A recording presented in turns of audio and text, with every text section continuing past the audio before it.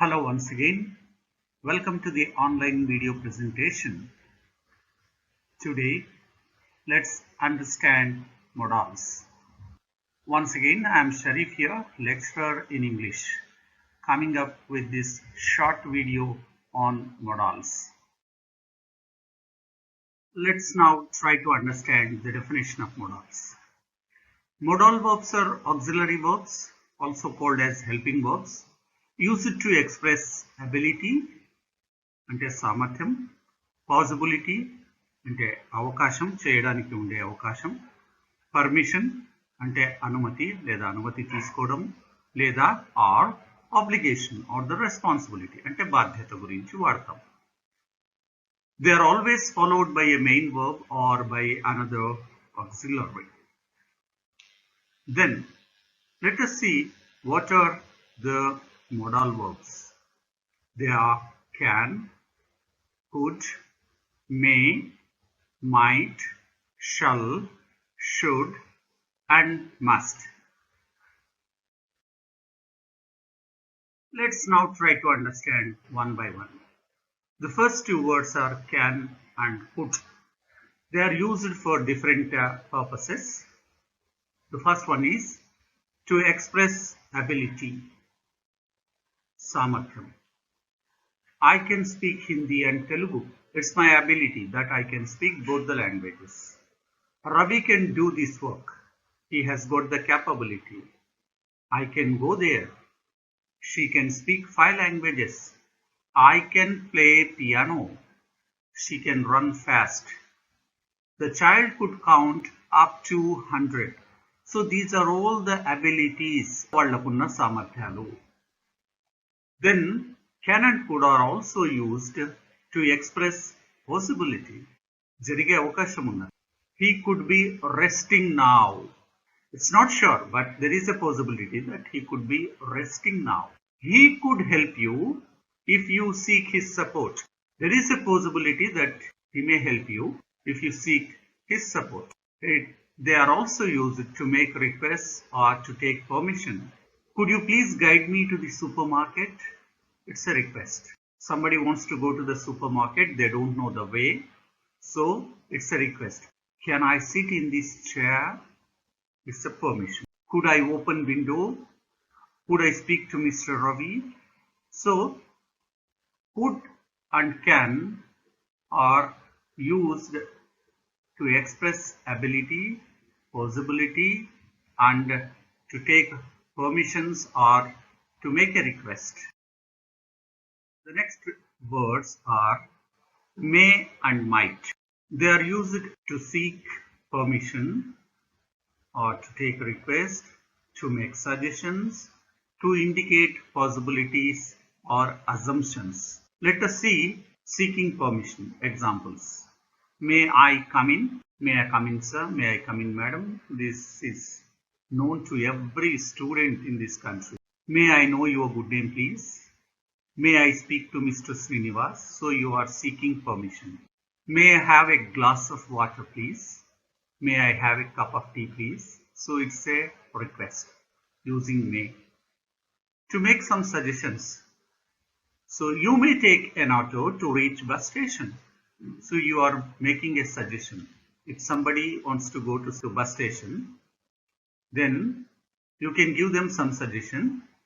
You may take an auto to reach bus station or something like this. You may take a lunch box when going to the office so that you can have your lunch there in the afternoon. So it's a suggestion. It is also, might is also used to indicate a possibility or assumption. She might have reached home by now. It's only an assumption. There is a possibility that she has started and she might have reached home. Not sure that she has reached, but there is a possibility. I am assuming that she might have reached home by now. He might be sleeping now. It's time, so he might be sleeping now. They might have left the door open. Somebody has come into this place and they might have left the door open. It's a possibility and assumption. They might have started now. because they have to reach here, so they might have started now. They might be right on time for this function. He may or he might come. So we are all expressing the possibility or assuming that the things might have happened. Okay. So this is about may and might. The next two words, shall and should. They are used to give advices, suggestions, command, or sometimes even to threaten somebody. Let us look into the examples for advice. You should visit your parents regularly.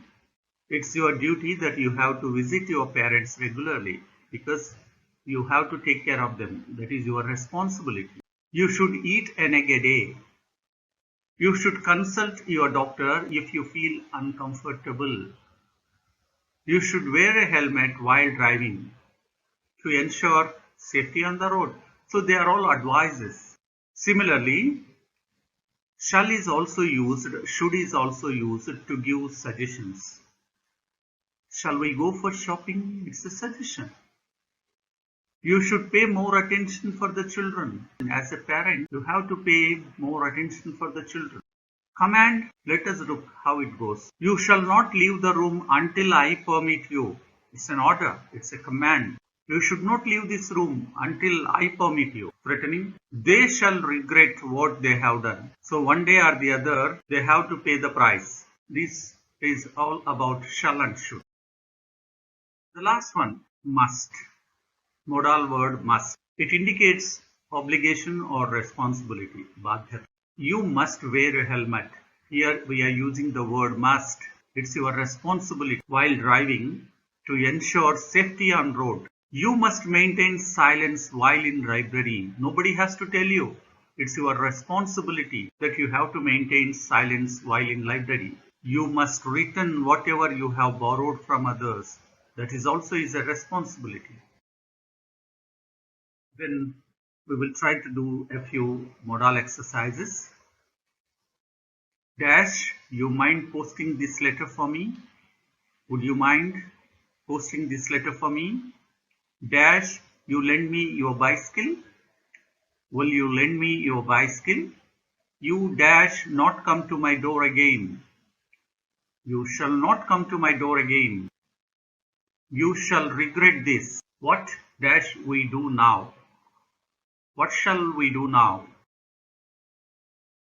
Parents dash teach their children to be honest. They should teach their children to be honest. He dash take rest if he is tired. He can take rest if he is tired. You should have told me. The students asked if they dash go home early. They could go home early. I could run faster when I was younger. Thank you. Hope this video is useful to you.